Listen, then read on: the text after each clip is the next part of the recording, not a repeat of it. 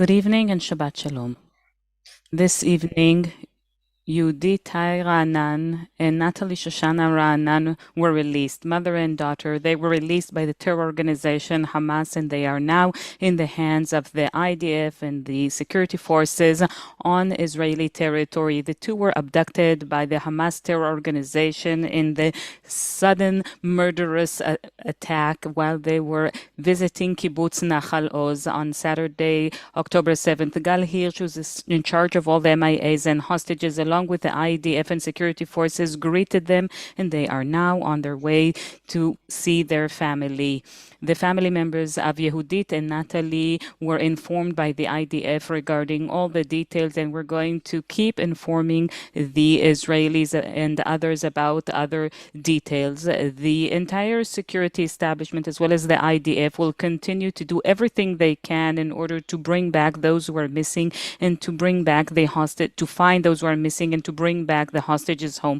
Hamas is currently trying to show himself to the world as if they had returned these hostages for humanitarian reasons. But this is a murderous terrorist organization that is still holding on to babies, children, women, elderly who were abducted into the Gaza Strip, and they're continuing to commit war crimes against all of humanity. In the north of Israel, over the past 24 hours, we killed a terrorist that fired at IDF soldiers near the town, near the community of Margaliot, and 4 others who tried to shoot at Israelis and security forces. In Gaza, we are continuing to our attacks and assaults all the time. We are targeting all those who participated in the planning of the horrendous events of Saturday, October 7th. We killed the person in Hamas who is in charge of developing their means of warfare. We will continue to target members of this organization wherever they're at,